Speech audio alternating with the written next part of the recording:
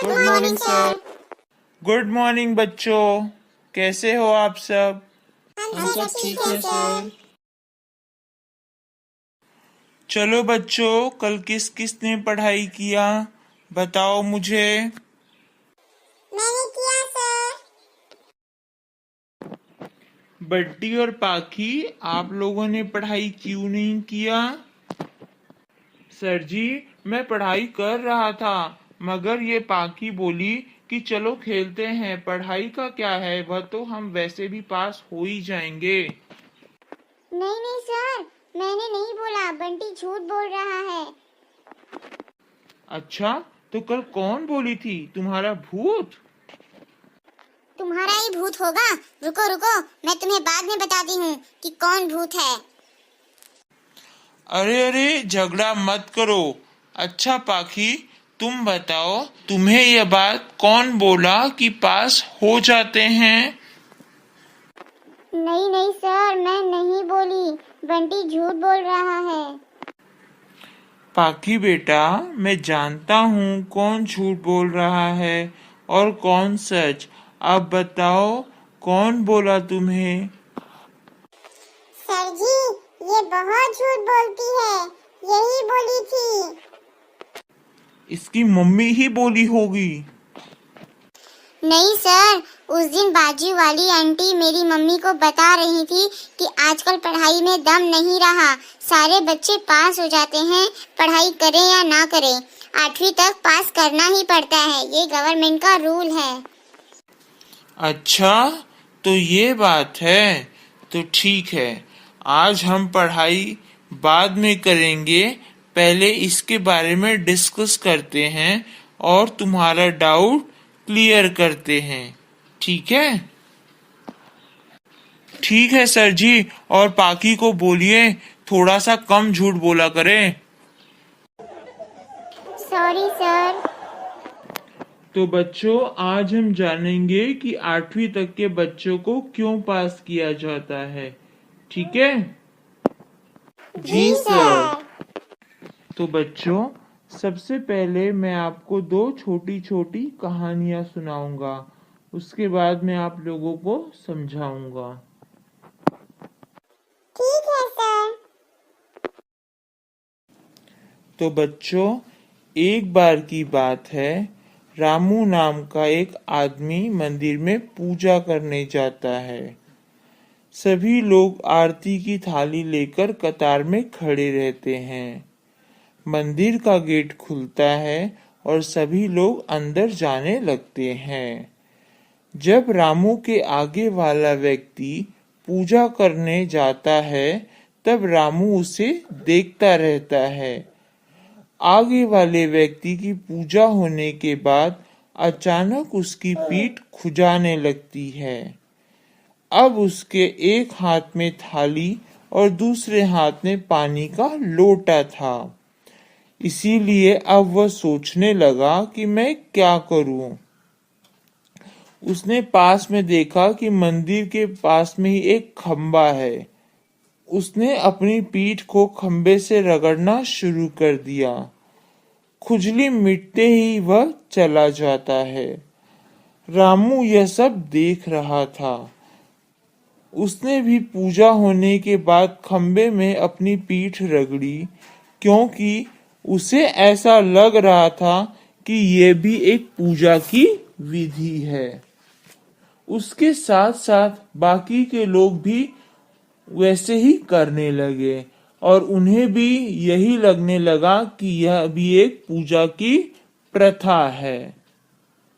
अरे बाप रे। दूसरी कहानी यह है बच्चों कि एक बार किसी स्कूल में 10वीं पास बच्चों के सम्मान के लिए कार्यक्रम रखा गया था और उसमें जो फर्स्ट आया था उस छात्र को माइक पर बोलने का मौका दिया गया था, मगर वह छात्र माइक पर एक शब्द भी नहीं बोल पाया और जो बच्चा मुश्किल से पास हुआ था वह छात्र माइक पर बहुत अच्छे से बोला। तब वहां के टीचर्स को समझ में आया कि केवल रट्टा मारकर पढ़ने से कुछ नहीं होता। ऐसे छात्र जो होते हैं वो हर कला में माहिर नहीं होते। तो बच्चों बताओ, इन कहानियों से आपको क्या समझ में आया? बंटी ही बताएगा, वो बहुत पढ़ता है ना। तो तू ही बता ना। अरे फिर से तुम लोग शुरू हो गए।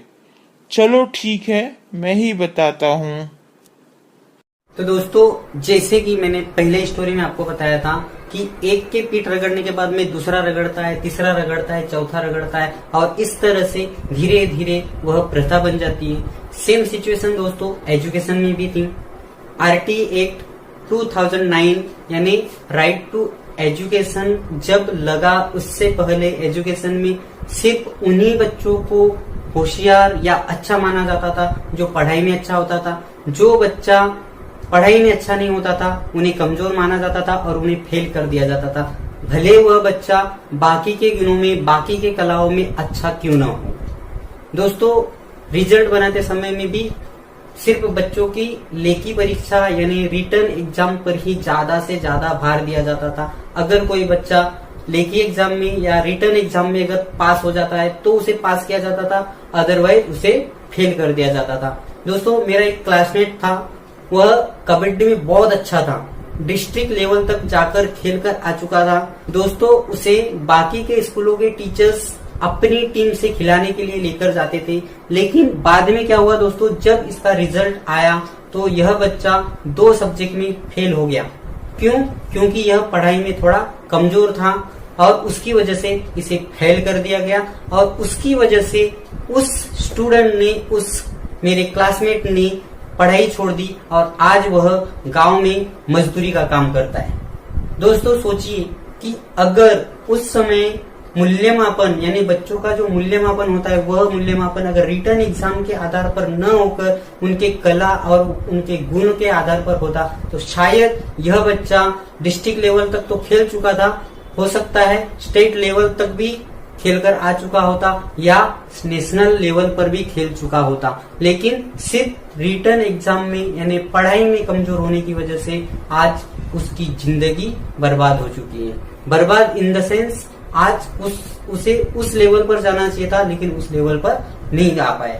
दोस्तों, आज भी और पहले भी बहुत सारे लोगों के दिमाग में यही बात रहती है कि पढ़ोगे लिखोगे होंगे नवाब, खेलोगे कूदोगे होंगे खराब। दोस्तों, यह डायलॉग आपने धोनी द अनटोल्ड स्टोरी में सुना होगा, लेकिन दोस्तों आपको एक बात और बता दूं कि धोनी अगर सिर्फ पढ़ाई पर ध्यान देते तो आज सिर्फ वे एक टीसी बनकर रह जाते थे। उन्हें सिर्फ उनके फ्रेंड सर्कल और उनके रिलेटिव जानते थे, लेकिन आज उनके खेल की वजह से पूरी दुनिया उनको जानती है।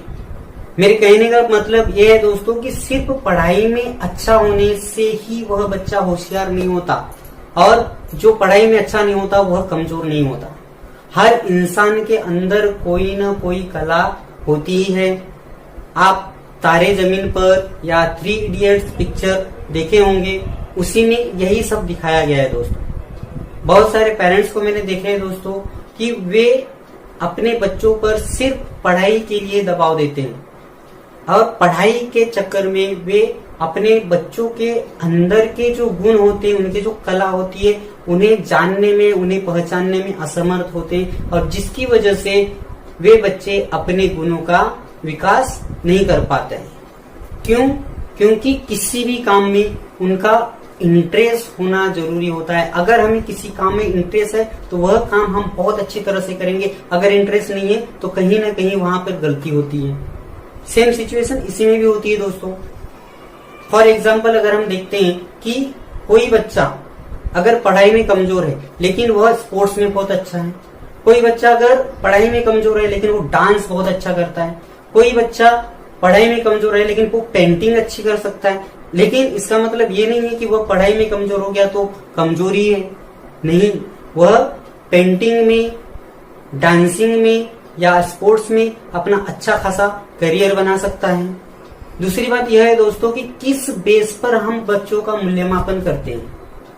जो बच्चा पढ़ाई में कमजोर है लेकिन स्पोर्ट्स में अगर अच्छा है तो वह बच्चा अपना करियर स्पोर्ट्स में भी बना सकता है। ऐसा नहीं है कि वो पढ़ाई में कमजोर है तो हर चीज में कमजोर हो गया, ऐसा नहीं हो सकता है। तो दोस्तों इन्हीं सारी चीजों पर ध्यान देने के बाद में शिक्षण विभाग ने यह फैसला किया है कि 1ली से 8वीं तक के यानी 1st to 8th तक के जो स्टूडेंट्स होते हैं उनका मूल्यमापन उनकी कलाओं के आधार पर किया जाए। और इसी वजह से अभी 2009 से means RTE act, right to education act के तहत 2009 से बच्चों का मूल्यमापन कला और उनके गुणों के आधार पर किया जाता है। लेकिन लोगों ने उसे उल्टा लिया है। उनके दिमाग में सिर्फ इतना भरा गया है कि बस 1ली से 8वीं यानी 1st to 8th के स्टूडेंट्स को बिना पढ़े पास किया जाता है। लेकिन दोस्तों ये गलत है। उनके गुणों के आधार पर, उनके कलाओं के आधार पर उनका मूल्यमापन किया जाता है। मैं आपसे हाथ जोड़कर विनती करता हूं कि किसी भी चीज को बिना जाने उसे कभी भी गलत न समझे। दोस्तों आपसे दूसरी रिक्वेस्ट है कि इस वीडियो को ज्यादा से ज्यादा शेयर करें ताकि आपके भी फ्रेंड्स को पता चले कि 8वीं तक के बच्चों को पास क्यों किया जाता है। दोस्तों अगर मेरी वीडियो पसंद आए तो लाइक शेयर कीजिए और ऐसी अच्छी इन्फॉर्मेशन वाली वीडियो अगर आपको फिर से चाहिए तो प्लीज मेरे चैनल को सब्सक्राइब कीजिए।